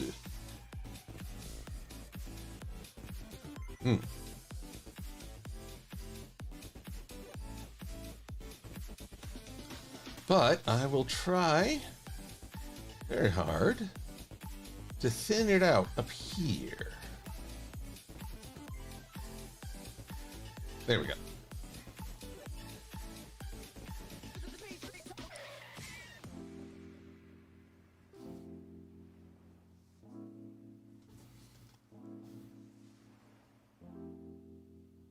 Isn't the current Star Trek already bad with Discovery and the Burn? The Burn? I don't know what the Burn is. But, well, here's the funny thing. I consider it a rite of passage within Star Trek to have a bad or a questionable first season. If not for my vending hall bud showing me more of the first season of Lower Decks, after it got better, because at first I was legitimately horrified at what they were doing. I mean, Mariner's treatment of Boimler wasn't just cruel, it was toxic. And I wanted nothing more to do with it after episode 2. They showed me some of the stuff going on later that brought me back into the fold, and now it became a much, much, much better show. But boy, it was a rough start. But then Next Gen was also a rough start. The only reason we didn't know it was going to get better is because we had nothing to compare it, except the original.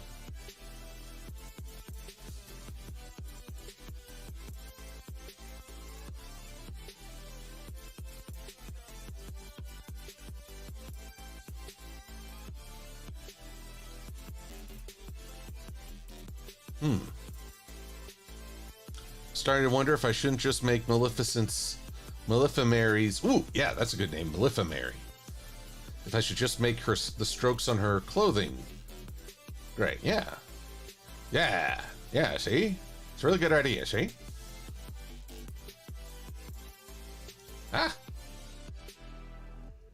But we've hit a snag.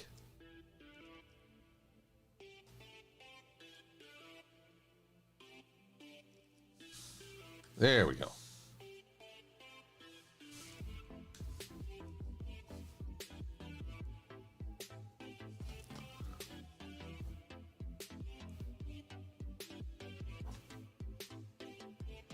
Oh yes, Darth Raven.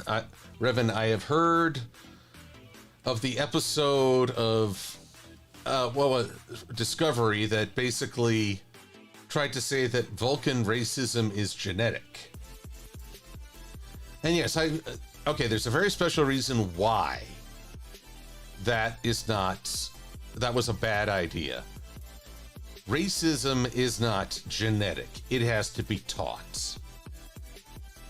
And in this regard, racism is actually one of the most unnatural things in the world.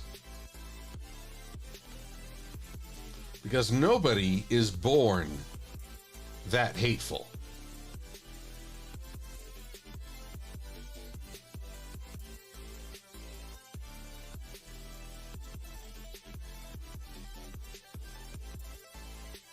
In fact, I'm trying to remember. Vulcans can be xenophobic, but that is not a genetic thing. That is something that they've unfortunately developed.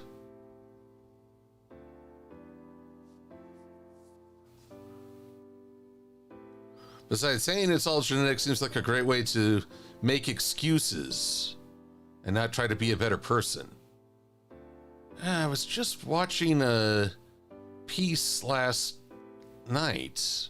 Forgive me as I look for this, but yeah, I'll have to find this.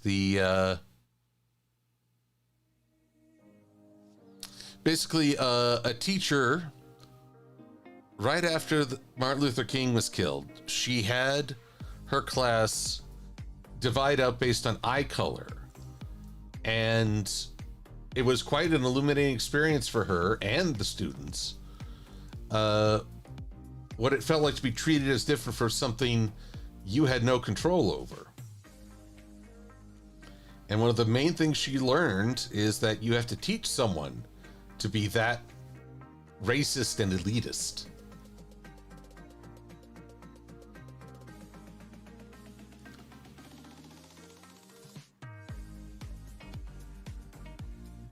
Alrighty, Maleficent. Oh, it's the top of the hour, so I should save. I just want to make a few lines here and then call it an evening. I started a little late, so I'll start a little.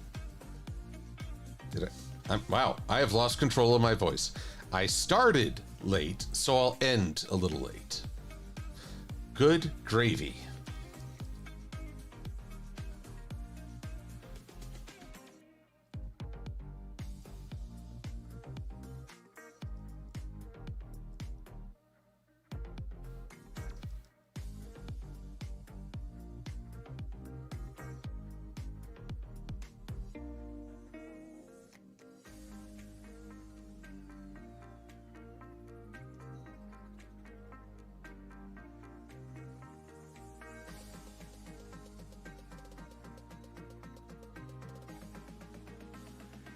Oh, another little wiggle waggle. Woo, not that.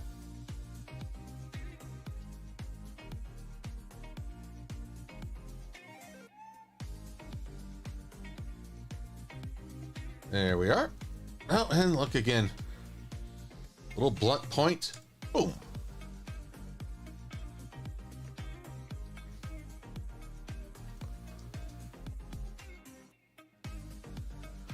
Now, I did not miss Sweetie Bloom's suggestion that one hoof reach up and hold a prop like Maleficent's staff. I like that idea and I shall pursue it. But again, I'll just have to wait, and I want to get some feedback on the design before I go much further. I also want to stop getting blessed vocals. Stop it. Meh.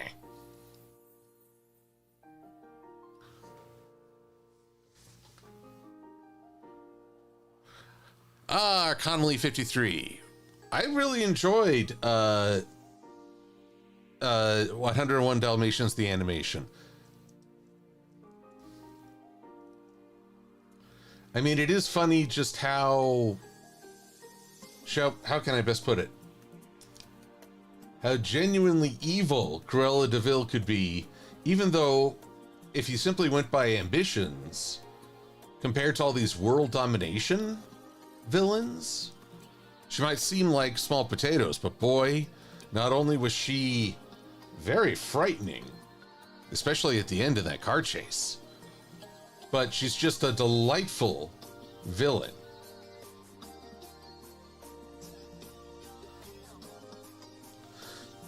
Yes, another suggestion is that she could hold up a bird.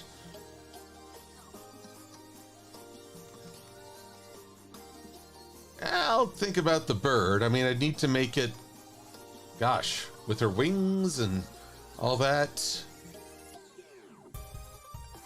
I'm not sure. I think the staff might be the simpler solution. It's a good idea, but at the moment I have to weigh creative desire versus practicality, which is not an easy balance. It's really my Achilles heel in scripting. I want to make all these really cool and fun visuals and jokes that hopefully keep people engaged. And there's the logistics part of me that says that it's going to take forever to get to assemble. You're running behind, which really describes this year in a nutshell. Oh well. I will keep working. I will keep doing my best. And we'll see if I can find ways to set things right.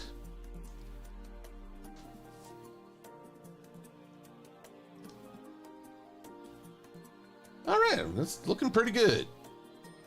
Oh, I forgot the neck.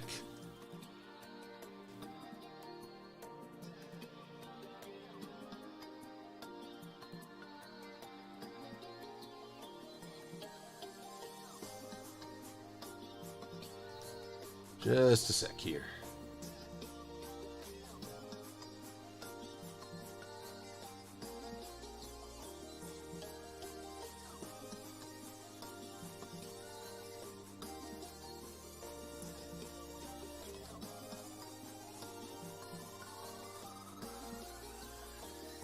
Alrighty. What do you think? Maleficent? Maleficent?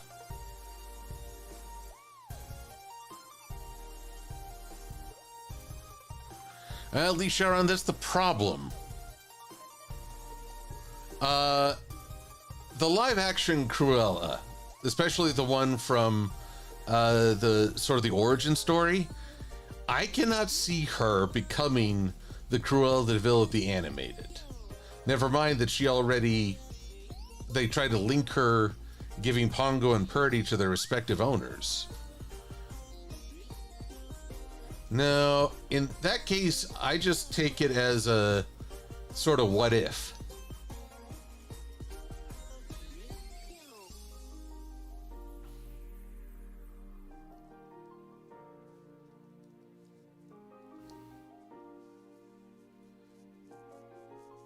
Maleficent, that gets our Connolly's vote. Whereas Darth Revan likes Maleficent.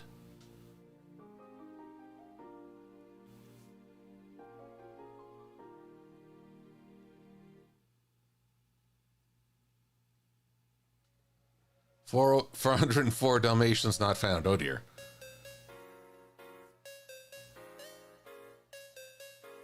Sweet Bloom remembers there's another live action Cruella, Glenn Close, who did a magnificent job. Here, I'm just gonna... Whoop. Let's tone this down a little.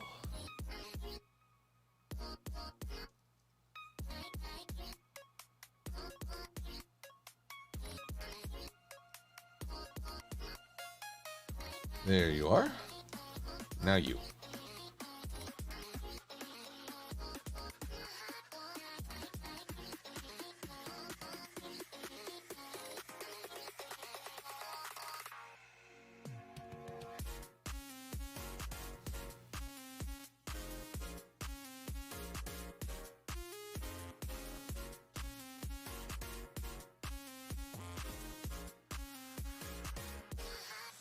And one last thing. Gosh. There we are.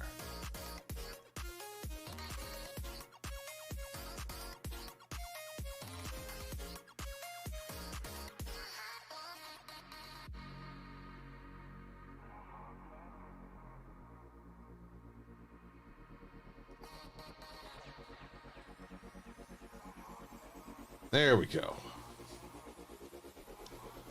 Woo-wee. What a time, eh?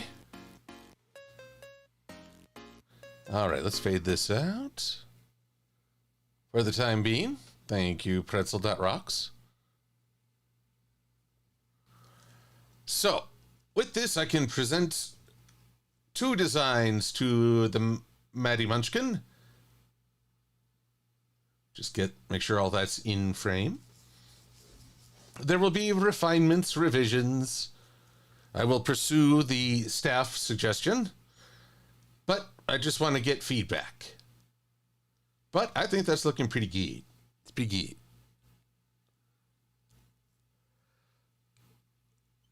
Oh, but now I am very tired. It has been a full day. It is a good anniversary of a wonderful franchise and a wonderful fandom.